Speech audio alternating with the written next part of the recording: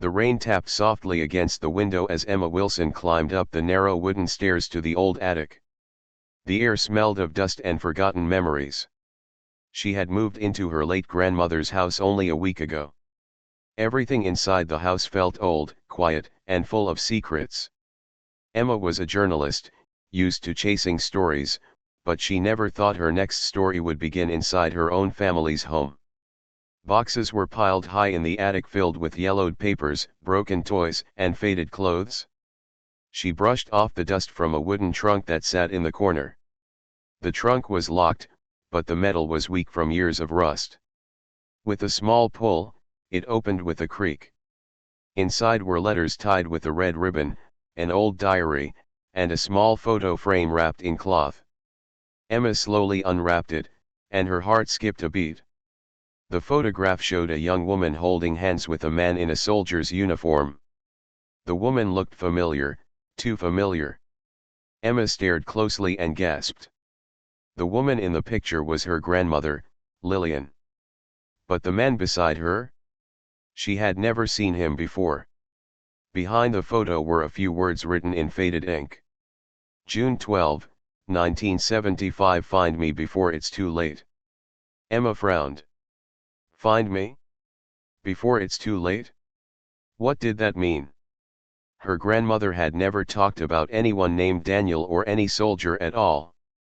Everyone in the family believed Lillian had lived a quiet, peaceful life after her husband's death. But now, it felt like everything she knew about her grandmother was a lie. That night, the storm grew stronger. The wind howled outside, and thunder shook the windows. Emma couldn't sleep. The image of the soldier kept flashing in her mind. Who was he? Why was the message hidden behind the photograph? At midnight, she heard a sound from the attic, a light thump, as if something had fallen. Cautiously, she grabbed her flashlight and climbed the stairs again. The trunk was still there, but the photograph had fallen to the floor. When she picked it up, she noticed something new, a faint mark on the back of the frame, shaped like a small keyhole. Her heart beat faster. A hidden compartment, she whispered.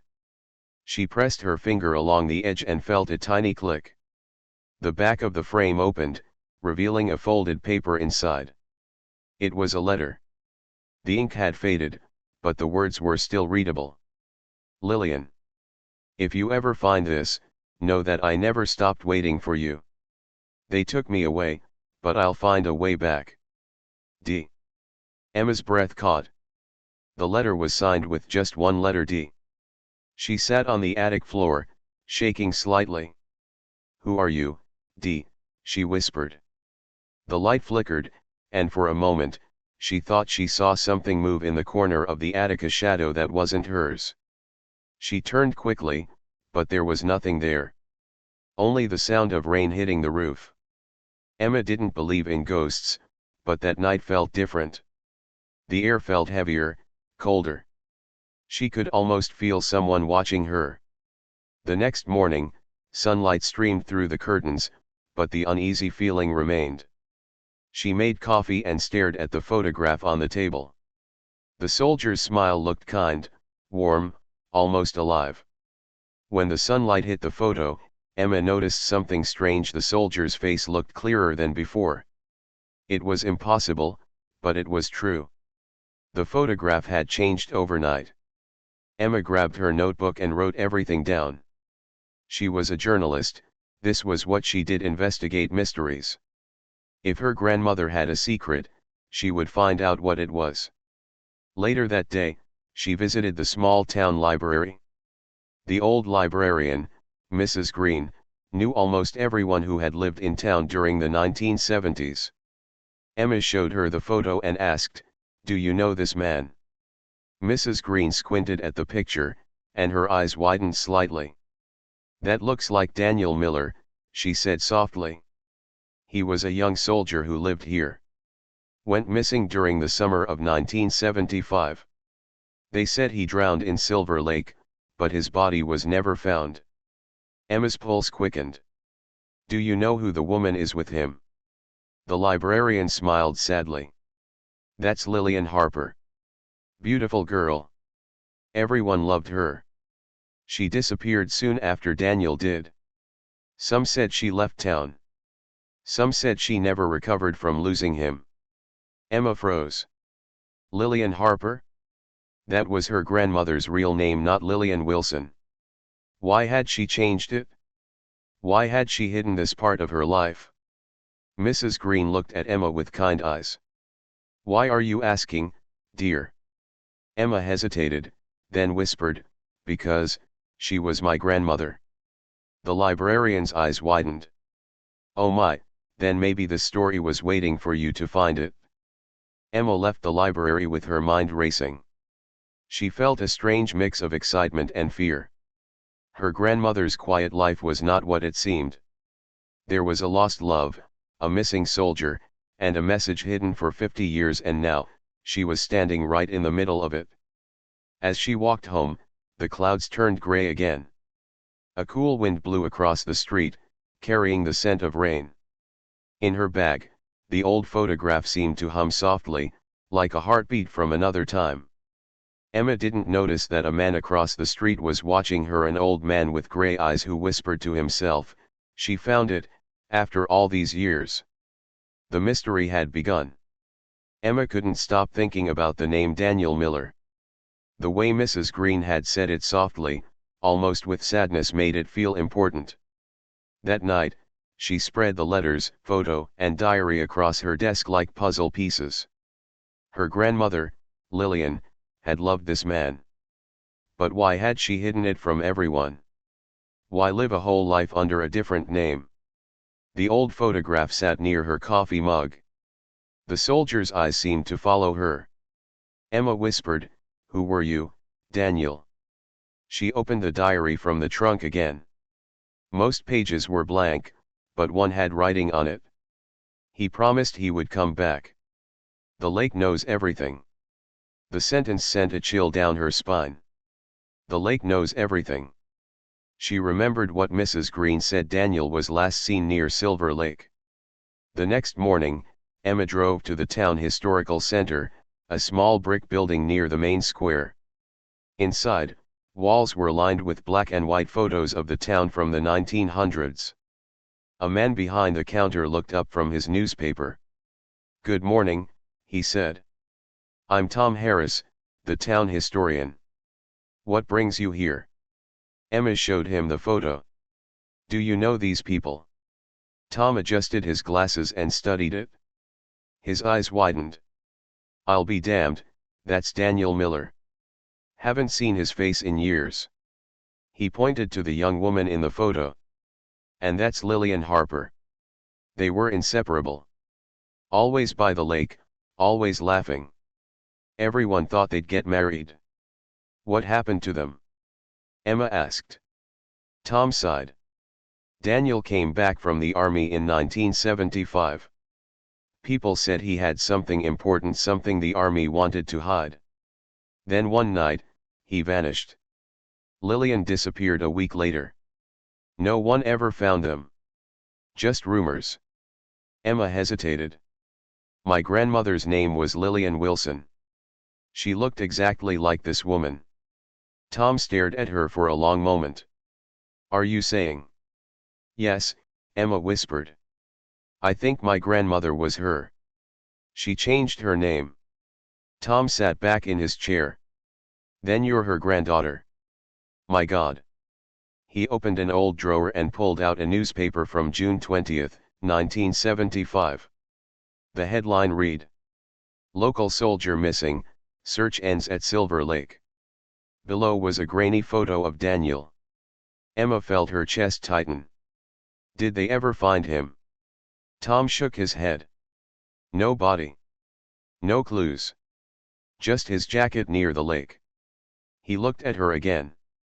"Some folks said he was framed. Others believed he ran away with Lillian. But after she vanished, everyone gave up hope." Emma ran her fingers over the newspaper. "He didn't run away," she said softly. "He waited for her. I read it in his letter." Tom looked curious. "You have his letter?" She nodded and showed him the folded paper signed with D. Tom's expression turned serious. You should be careful, Emma. There's more to this than a love story. Back then, Daniel was said to have discovered something secret, something connected to the military base near the lake. Emma's mind spun with questions. What secret? Tom shrugged. No one ever found out. Just whispers. Files were sealed. Maybe they still are. She thanked Tom and stepped outside. The air felt cold even though the sun was bright. Every piece of information pulled her deeper into a story that didn't want to be told.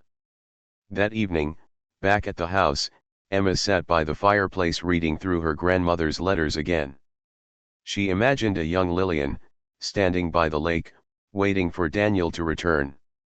The diary had another small note she hadn't noticed before, hidden under a loose page. If something happens to me, the truth is in the piano. Emma stood up quickly and ran to the living room. In the corner sat her grandmother's old piano, covered with a white sheet. She lifted it carefully. The piano keys were yellow, but still worked. She pressed one, and a soft note echoed through the quiet room. Then she noticed a small wooden panel under the keyboard. She pulled it gently. It opened like a drawer. Inside was another letter, wrapped in plastic. The paper was fragile, but she could read it. Lillian.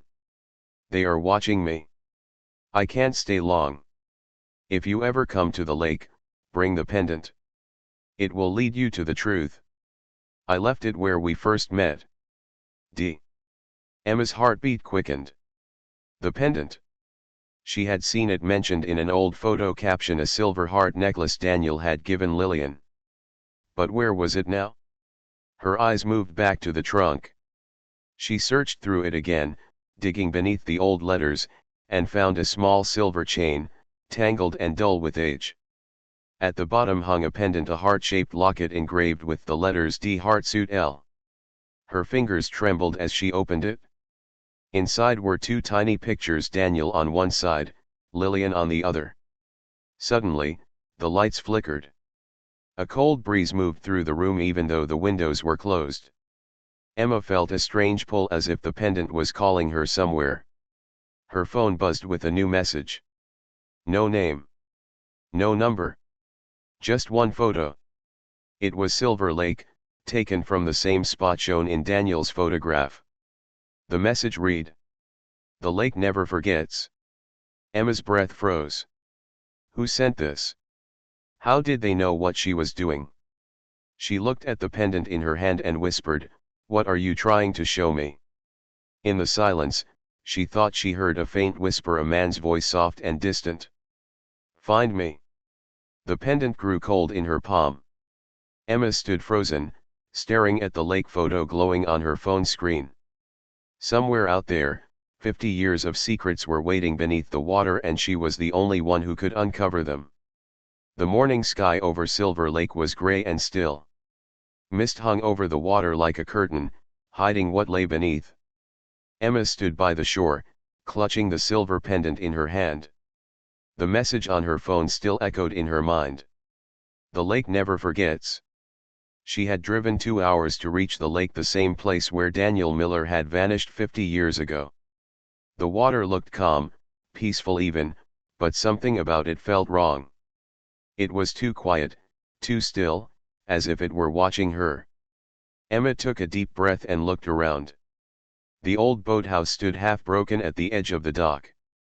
The sign above it read Silver Lake Rentals. The paint faded and cracked. Nearby, an old man was sweeping the wooden floor with slow, tired movements. His gray hair moved with the breeze. Emma approached him carefully. Excuse me, she said. Do you work here? The man looked up. His face was weathered and lined with age. I take care of the place, he said. Name's George. Haven't seen you around before. I'm Emma Wilson, she replied. I'm looking for information about someone named Daniel Miller. He went missing here in 1975. At the sound of the name, George stopped sweeping. His eyes narrowed. That's a name I haven't heard in a long time. You knew him? I was a kid then, George said slowly. He used to fish here. Good man. People said he drowned, but I never believed it. Why not? George looked out at the water. Because every few years, strange things happen here. Lights under the lake. Voices at night. Some say it's the wind. I say it's him still waiting. A shiver ran down Emma's spine. She wanted to ask more, but George turned and walked into the boathouse. Some secrets, he muttered, are better left where they are. Emma stood there for a moment, feeling uneasy. Then she looked down and saw something shiny near the rocks. She crouched and picked it up. It was a small metal charm, shaped like half of a heart, old, rusted, but still engraved with a letter D. Her breath caught. It matched the pendant she had, the other half was marked with L. She placed the two pieces together. They fit perfectly. The pendant was whole again. At that exact moment, the wind picked up. The lake rippled violently, and a low hum filled the air like a distant whisper rising from the water. Emma took a step back, frightened. The pendant felt icy cold in her palm. Suddenly, a voice behind her said, "You shouldn't be here." She turned quickly. It was George again, his eyes fixed on the pendant. "Where did you get that?" he demanded. "It belonged to my grandmother," Emma said. Her name was Lillian. Lillian Harper. George froze. His face went pale. "Lillian Harper? You're her granddaughter?" "Yes." "Do you know her?" He nodded slowly. Everyone in town knew Lillian. She came here often, even after Daniel disappeared. Sat by the water for hours. Then one day, she stopped coming. We thought she finally gave up. She never forgot him, Emma said softly. She kept everything hidden. The letters, the photo, everything. George sighed and looked at the lake again. That man loved her. They said he found something he shouldn't have, something about a military experiment near the lake. The night he vanished, people saw soldiers here. No one spoke about it again. Emma frowned. Experiment? What kind of experiment? George shook his head. I don't know. But Daniel wanted to tell the truth. Maybe that's why he died. The lake was silent again. Only the sound of soft waves hitting the shore. Emma walked to the end of the dock and stared into the dark water. The reflection of the clouds made it look endless. She felt a strange pull, as if the lake was calling her name. In her pocket, her phone buzzed again. Another message. This time it was a video, short and shaky. It showed someone standing near the lake at night, holding a lantern. In the background, she could hear a man's voice whispering, "Lillian, come back." Emma dropped the phone in shock. The voice sounded old, broken and familiar. She had heard it before, in her dreams. She picked the phone back up, but the video was gone. Only static remained. Her heart pounded. "This can't be happening," she whispered. As she turned to leave, she noticed a small, weathered wooden sign near the edge of the trees. The paint had almost faded away, but the carved words were still visible. Daniel Miller Memorial, 1975. Underneath the sign was a bunch of wildflowers, fresh ones. Someone had been here recently. She looked toward the forest. Who still comes here? George walked up behind her and said quietly, "Some things don't stay buried, Miss Wilson. If you really want answers, you'll find them in that old cabin across the lake. But be careful, that place remembers everything." Emma glanced toward the far side of the lake, where trees grew thick and dark. Through the fog, she could just make out the outline of a small, broken cabin. "The cabin," she repeated. George nodded. "That's where they used to meet. Lillian and Daniel." The sun dipped behind the hills, and shadows stretched across the lake. The water turned black, smooth like glass. Emma could feel the air grow colder around her. She clutched the pendant tighter and whispered, "I'll find the truth, for both of them." Behind her, George whispered something she barely heard. "Just don't end up like them." As Emma walked back to her car, the lake rippled once more, though there was no wind. And for a moment, deep beneath the water, a faint light flickered like someone moving with a lantern, still waiting after all these years. The road to the other side of Silver Lake was narrow and covered with fallen leaves. As Emma drove, the fog grew thicker. The headlights barely cut through it, making the trees look like dark shadows reaching out from both sides. She stopped near the edge of the forest where an old wooden cabin stood, half hidden under vines. The air smelled of rain, earth, and something faintly metallic. Emma got out of the car and walked toward the cabin. Every step made the old floorboards creak. The door was slightly open. She pushed it gently and entered. Inside, the air was cold and heavy. Dust floated in the sunlight coming through a broken window. The cabin looked like it hadn't been touched in years. A few chairs, an old table, and the remains of a fireplace sat quietly as if frozen in time. On the wall, a small photograph hung crooked. Emma walked closer and wiped off the dust. It was a picture of Daniel and Lillian, smiling together near the same lake. Her throat tightened. This was their place, she whispered. She began searching the cabin, opening drawers, lifting loose floorboards, and checking behind old furniture. At first, she found nothing but cobwebs and broken glass. Then her flashlight hit something small and shiny under a loose plank. She pried the board open and pulled out a metal box. It was rusty but still locked. After a few minutes of effort, the lid popped open with a click.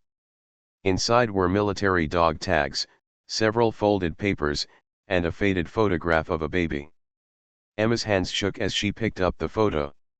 The baby had light hair and bright blue eyes.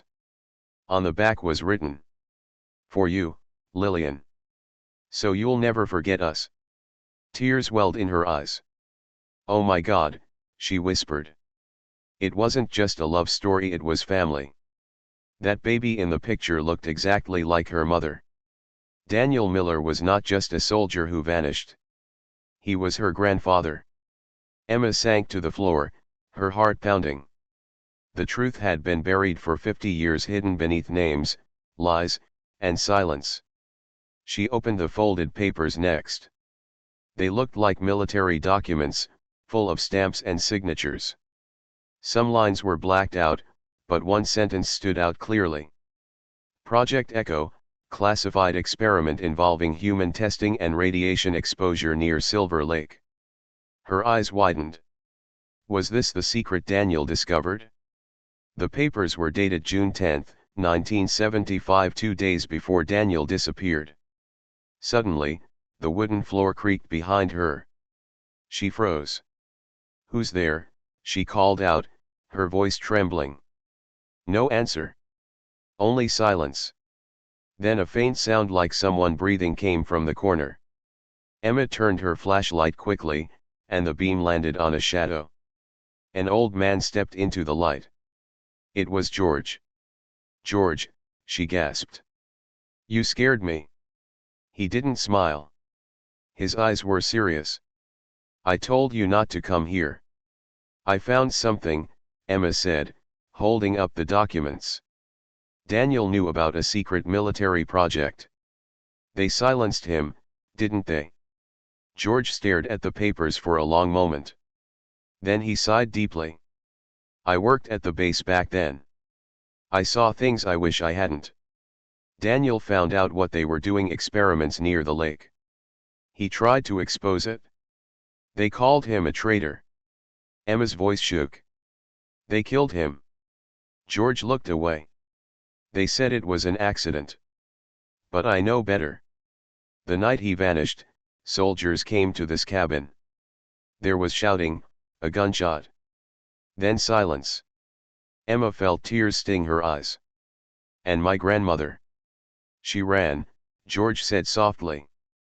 "She took her baby and disappeared." Changed her name. I helped her. I owed Daniel that much. Emma's mind spun. You helped her? Yes. She asked me to hide the truth for her granddaughter. She said, when the time is right, she'll find us. And now you have. Emma looked at the photo of Daniel and Lillian again. They looked so happy, so alive. Her voice broke. They didn't deserve this. George nodded slowly. No. But maybe now, you can give them peace. Thunder rumbled outside. Rain began to fall, hitting the roof like steady drums. The air grew colder. Emma noticed the pendant in her hand. It was glowing faintly, as if reacting to the truth being spoken. Then something strange happened.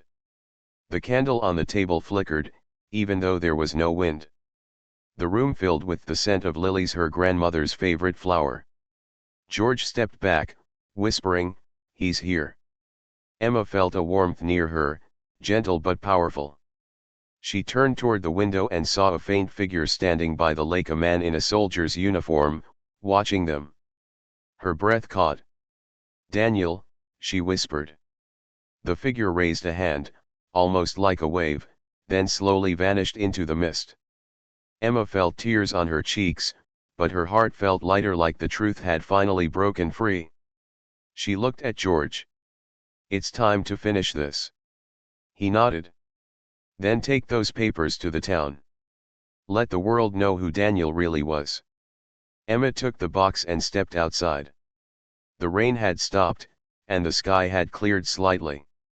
The reflection of the moon shimmered on the water's surface. She walked to the edge of the lake and held the pendant above it. "You waited too long," she whispered. "But I found you. I found both of you." She dropped the pendant into the lake. It sank slowly, leaving ripples that glowed faintly before fading away. As she turned to leave, the wind carried a soft whisper. "Thank you." Emma smiled through her tears. The truth had been hidden for 50 years, but now, love had spoken again. The morning after the storm, Silver Lake looked calm again.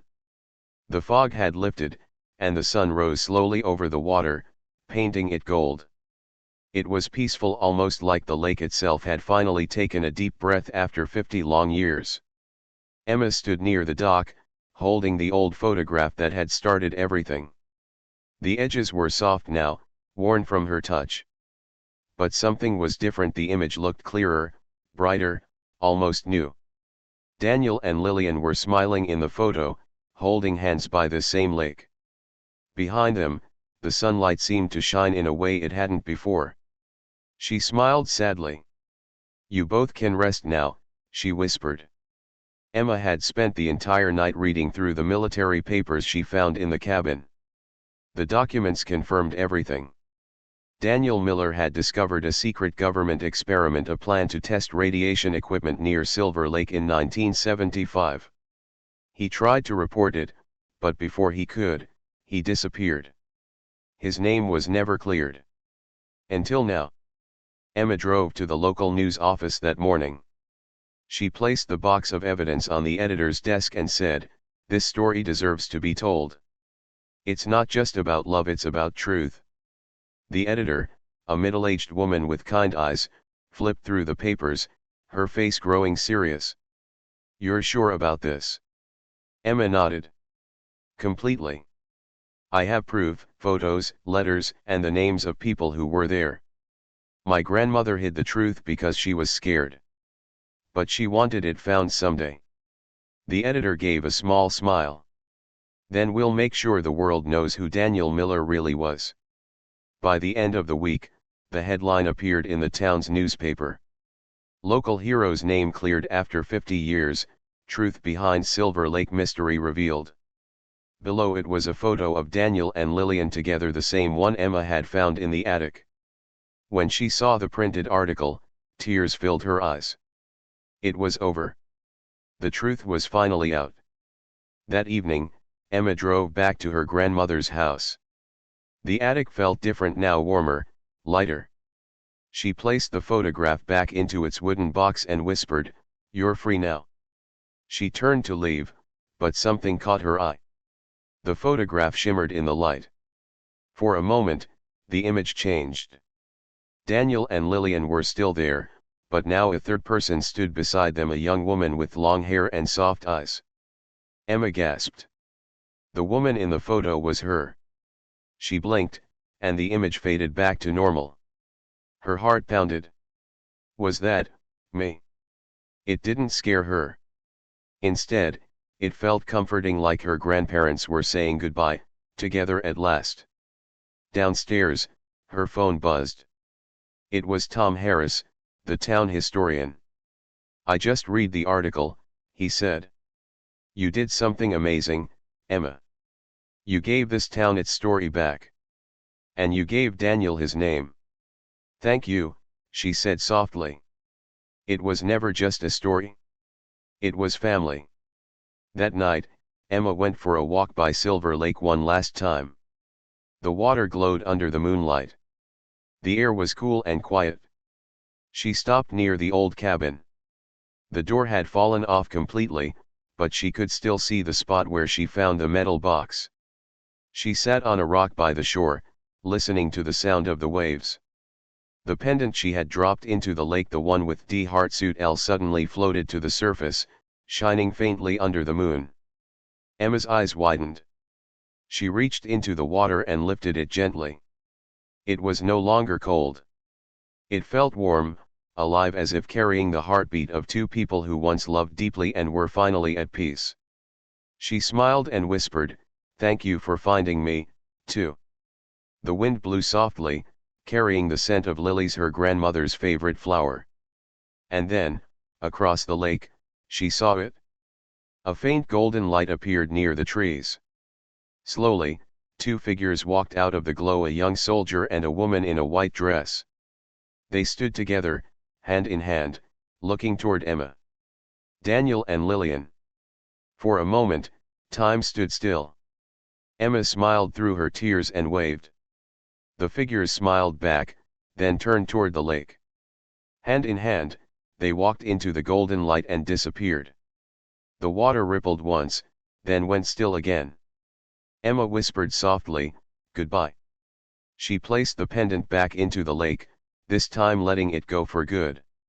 The water shimmered, and a single beam of light rose toward the sky before fading away.